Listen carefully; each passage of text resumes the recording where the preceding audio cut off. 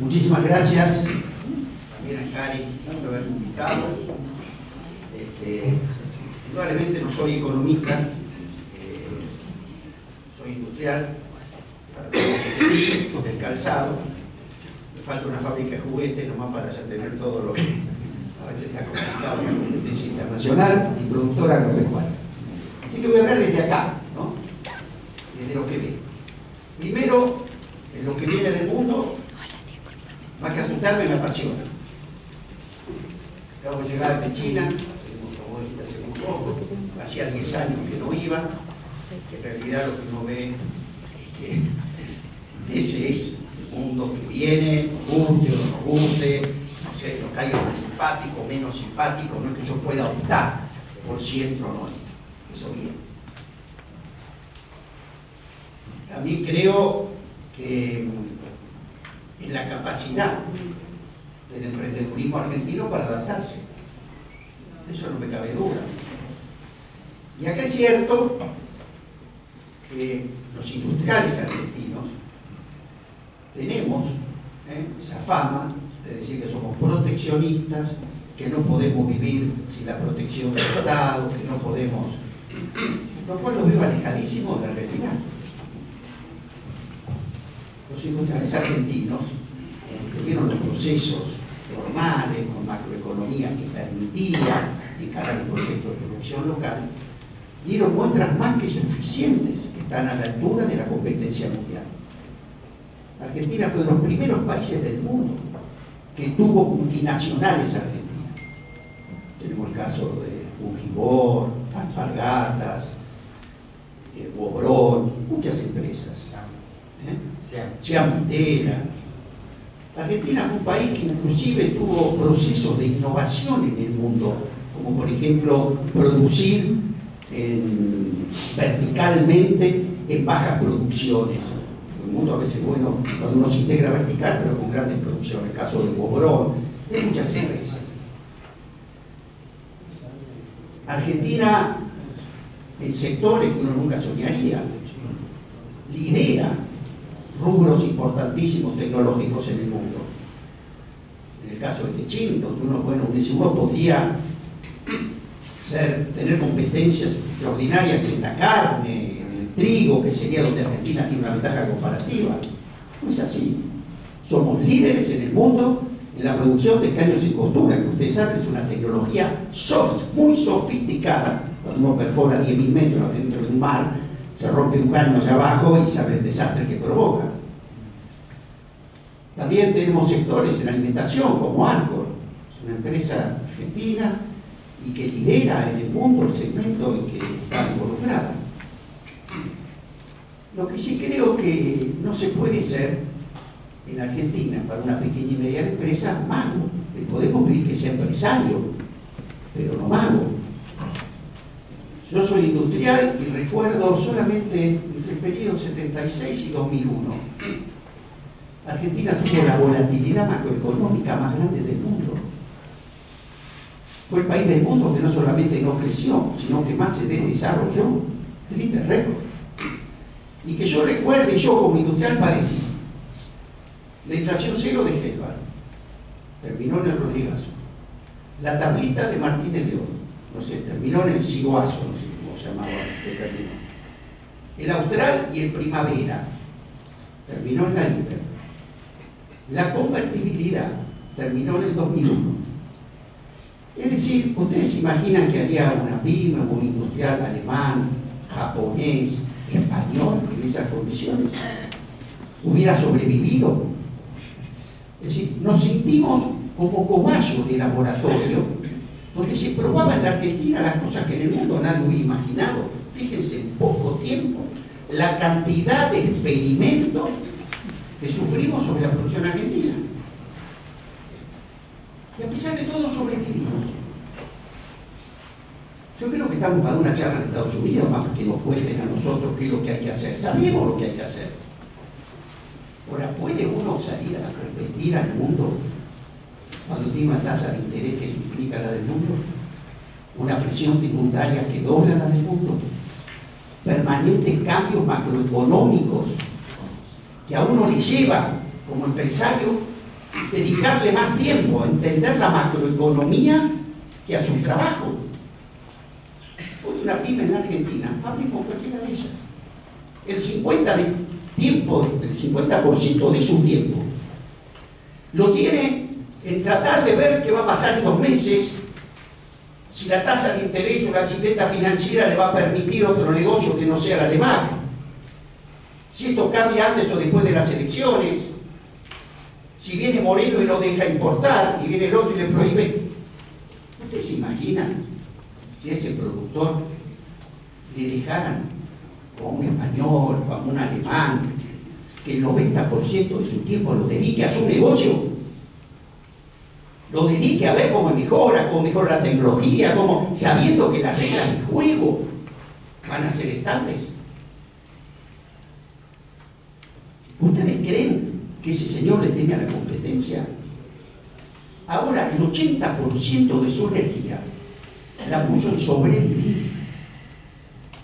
Miren cómo estaría si esa energía la hubiera puesto en tecnificarse, en avanzar. Entonces, lo primero es entender el sentido común. Yo quiero competir con Europa, quiero competir con el mundo. ¿Por qué piensan que vamos a poder competir sin las herramientas que tiene el otro? Me gustaría que me expliquen. Tenemos 2 cabezas, 8 manos. Si quieren que juguemos en Roland Garros, me parece bien, pero no me manden con una raqueta de pádel. Después van a decir, no te entrenaste lo suficiente, la famosa frase, serás competitivo.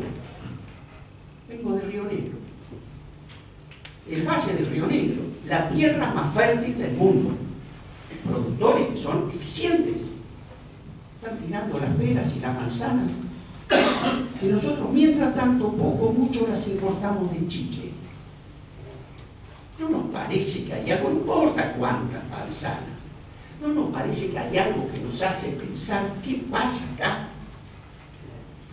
Y créanme que no hace falta ser un investigador del CONICET, donde usted se ponga y le pregunte al del sur, lo comparamos con el chileno, porque de allá estoy trayendo las peras y las manzanas, sabe que le va a decir en 2 minutos, un perito mercantil se da cuenta, que el señor del sur paga el doble del flete para llegar al puerto que el chileno, que el señor del sur paga la mitad de la tasa de interés que el chileno para financiar su negocio, que el señor del sur tiene la mitad de la presión tributaria que el chileno para manejar su negocio, que el señor del sur gasta más en la seguridad del flete para que no se lo roben que en el flete.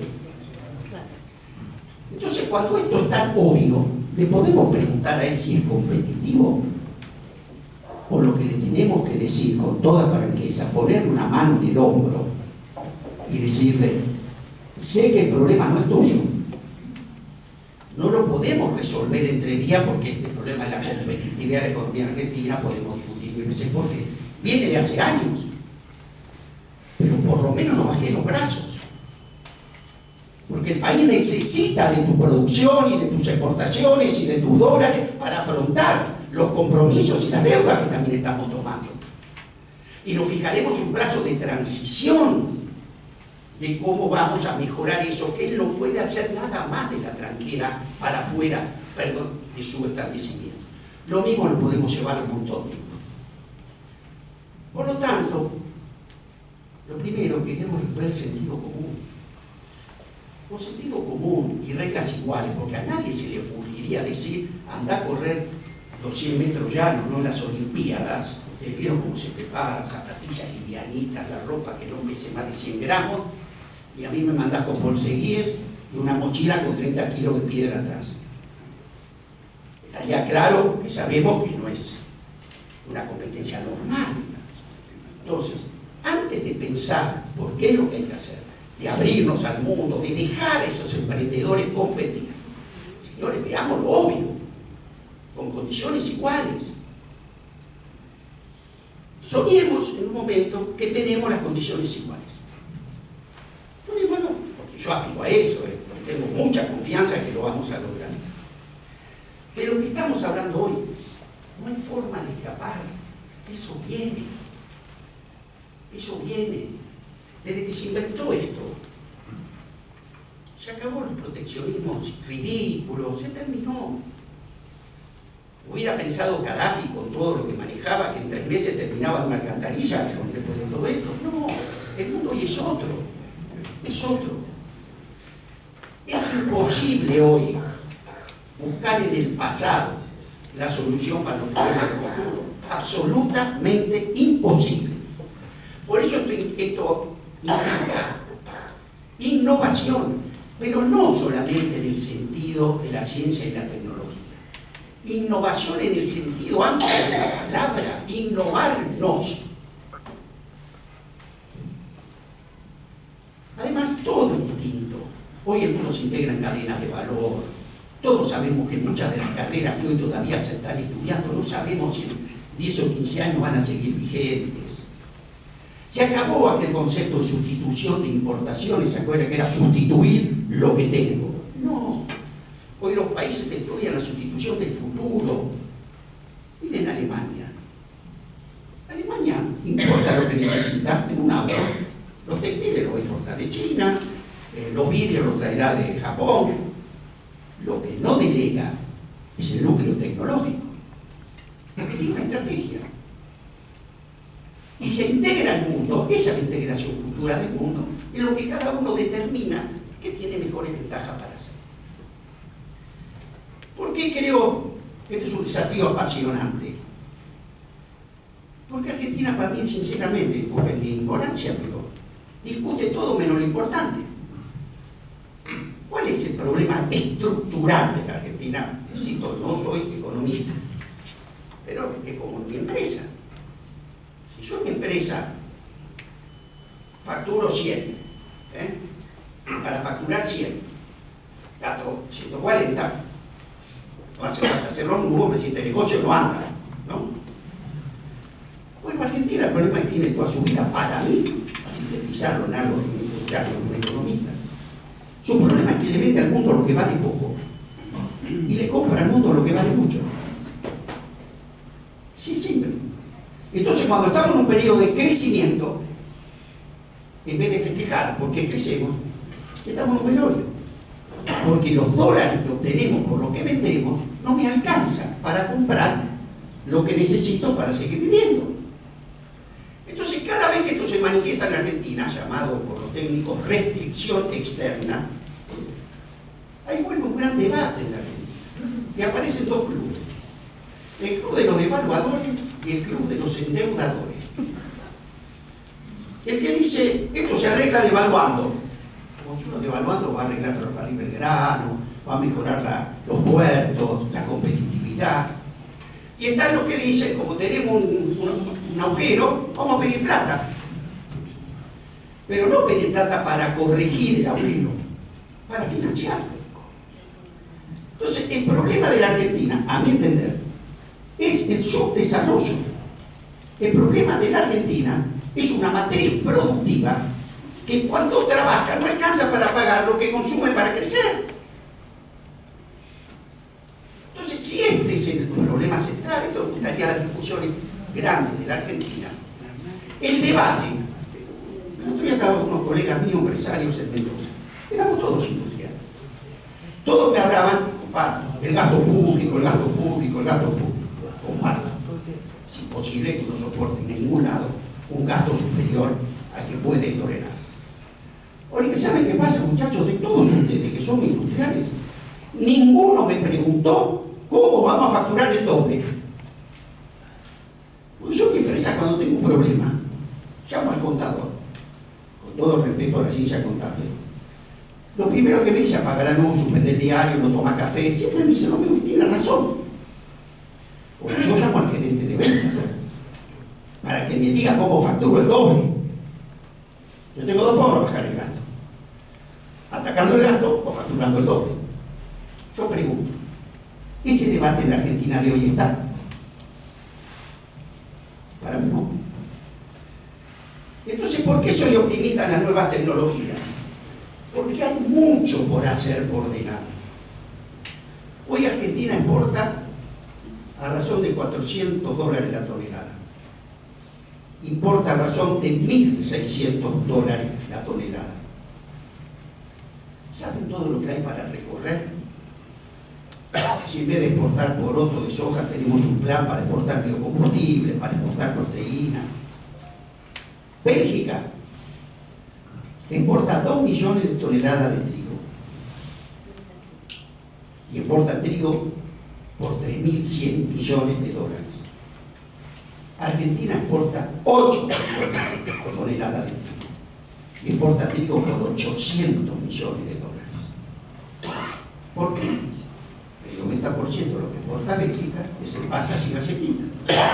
Nosotros el 90% de lo que exportamos es en cereales. Yo le pregunto, por sentido común, ¿nos parece razonable que Chile, ¿no? Con todo respeto, una cosa larga, fija, importe 10.000 millones de dólares más por año que la Argentina? ¿No le suena que hay mucho por hacer? ¿No le suena que agregando valor con un plan claro, concreto, la Argentina puede doblar su Producto Bruto, puede redistribuir ingresos si agregamos valor? Este es el desafío nuestro. Entonces, ¿cómo me va a asustar la llegada de los robots? ¿Cómo me va a llegar o asustar la llegada de la tecnología? Si miren todo lo que tenemos para aplicar eso. Y termino. Casos concretos. Miren lo que hizo la Argentina encontrar con el biocombustible. De no tenerlo, pasamos a ser los primeros jugadores mundiales en biocombustible. En agricultura de precisión, porque hemos avanzado.